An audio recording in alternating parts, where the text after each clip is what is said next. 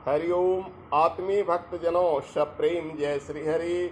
ओम aim ओम जय माँ सरस्वती। आइए, आज पुत्रदा एकादशी व्रत है। इस संदर्भ में मैं आपको बताने जा रहा हूँ। इसका वीडियो मैंने बहुत पहले बना चुका हूँ कथा का, जो आप देख सकते हैं हमारे प्रोफाइल से निकाल कर। आज ये कथा कैसे, इस एकादशी का क्या महत्व है, इसको जाने बस इस वीडियो में। यह पुत्रदा एकादशी नाम से जाना जाता है। ऐसे ही एकादशी सभी वैष्णवों को, सभी धर्म प्रेमियों को, सनातन धर्मावलंबियों को करना चाहिए। लेकिन उन महिलाओं को या पुरुषों को जिन्हें पुत्र की आकांक्षा है, पुत्र प्राप्ति है होनी चाहिए, उनको अवश्य करनी चाहिए। और जिन्हें पुत्र प्राप्त है वे भी अपने पुत्र की उज्जवल भविष्य की कामना से कर सकते हैं। जी हाँ, इस पर ध्यान देने योग्य बात है कि इसका नाम पुत्रदा एकादशी है और यह पुत्र प्राप्ति के लिए सर्वश्रेष्ठ है। और जिन्हें पुत्र प्राप्त है उनको अपने पुत्रों के उज्जवल भविष्य के लिए भी करना अति अनिवार्य है। तो आइए जानिए कि इस पुत्रदा एकादशी की शुरुआत कैसे हुई थी, किसने सबसे पहले किया। हम जाने, जो कि कथा में बताया जा चुका है। कहते हैं महिष्मती का राजा, महिष्मती नाम का एक राज था, जहाँ का राजा का नाम था महीजीत। महीजीत बड़ा प्रतापी और धर्मात्मा राजा था। उसने कोई पाप नहीं किया, लेकिन फिर भी उसे पुत्र की प्राप्ति नहीं हुई थी। एक दिन वह अपने राजपुरोहित और मंत्रीगणों के बीच में बैठा हुआ अपने जीवन का चिंतन कर रहा था, समीक्षा कर रहा था और कह रहा था कि हे मंत्रीगण, हे राजगुरु, मैंने जीवन में कोई पाप नहीं किया, फिर भी न जाने किस पाप से मुझे पुत्र की प्राप्ति नहीं हुई। क्या आप लोग इसका समीक्षा करके मेरे लिए कोई हल बताएंगे? मंत्रीगणों ने निर्णय किया कि हम घूमने के लिए जाते हैं और इसका निर्णय ऋषियों से करवाएंगे। वह वन विहार के लिए चला गया और वन में यानी तपोवन में एक लोमस ऋषि रहते थे। बड़ा ही प्रतापी ऋषि थे लोमस ऋषि। कहते हैं कि ब्रह्मा जी की एक आयु यानी एक ब्रह्मा जी जितने दिन जीते थे, लोमस ऋषि का एक रोम गिरता था। सोच जाइए, यानी ब्रह्मा जी से भी बड़ा आयु था उस जमाने में मनुष्य का, तपस्वियों का। यानी एक ब्रह्मा जी जब शरीर त्यागते थे, लोमस ऋषि का एक रोमा गिरता था, एक लोम गिरता था, इसलिए उनका नाम लोमस ऋषि पड़ा।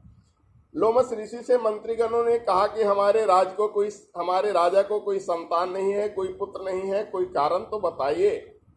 उन्होंने ध्यान लगाकर देखा और कहा कि तुम्हारा राजा पूर्व जन्म में बैस था और बड़ा ही पापी था। उसने बहुत सारा पाप किया था, इस कारण से उसको पुत्र नहीं है। लेकिन वह एकादशी के दिन भूखा मरा, इस कारण से वह राजा बना। यानी जानबूझकर नहीं, अनजाने में वह उस दिन उपवास रहा और भूखे मर गया, जिस कारण से वह राजा हुआ। यानी एकादशी दिन वह उपवास कर गया। सोचिए कि एकादशी दिन अनजाने में भी उपवास करने से इतनी फल कि वह राजा बन गया। तो अगर आप जानबूझकर इस व्रत को करेंगे तो आपको कितना फल मिलेगा। अब सुनिए कि आगे क्या हुआ। ऋषि लोमस ने बताया कि हे मंत्रीगणों, हे राज के पुरोहितगणों, आप सुनो। श्रावण शुक्ल पक्ष की एकादशी जो पवित्रा एकादशी है, उसको अति पवित्र माना गया है। वह पवित्रा एकादशी है। उसके बाद पुत्रदा माना गया इस राजा के पुत्र होने के बाद। उस दिन राजा और राज की प्रजा और मंत्रीगण जितने लोग हो सकें, उस दिन उस महिष्मती राज के सारे लोग उपवास करें और दूसरे दिन द्वादशी के दिन अपना पुण्य राजा को अर्पित करें, तो राजा को जरूर पुत्र होगा, बड़ा प्रतापी पुत्र होगा।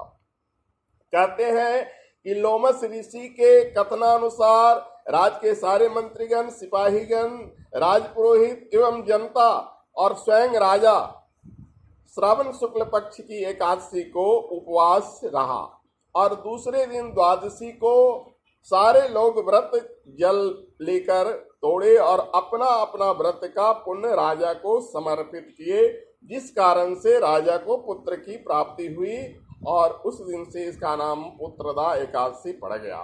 महिष्मती नरेश को बहुत सुंदर ही पुत्र प्राप्त हुआ और महिष्मती राज को एक राजा भी मिला, उसी की कृपा से, इस एकादशी की कृपा से। तो यह है एकादशी का वृतांत। जी हाँ, इस एकादशी को करने से जरूर पुत्र होगा। और मानव जीवन में कहा जाता है कि पुत्र होना पुंग नामक नरक से बचाता है। जो पुत्रवान है, पुत्र मुखाग्नि देता है और अपने माता पिता को पुंग नामक नरक से रक्षा करता है, इसलिए इसका नाम पुत्र पड़ा। तो आइए पुत्रदा एकादशी की वृत्तांत को जाने, और इस कथा आपको अच्छा लगा तो आगे भी बढ़ाएं। हर वैष्णव तक एक कथा पहुंचनी चाहिए, हर सनातन धर्मावलंबियों तक एक कथा पहुंचनी चाहिए। आप पर भगवान श्री हरि विष्णु की कृपा बरसती रहे। जय श्री हरि मित्रों, हरिओम तत्सत।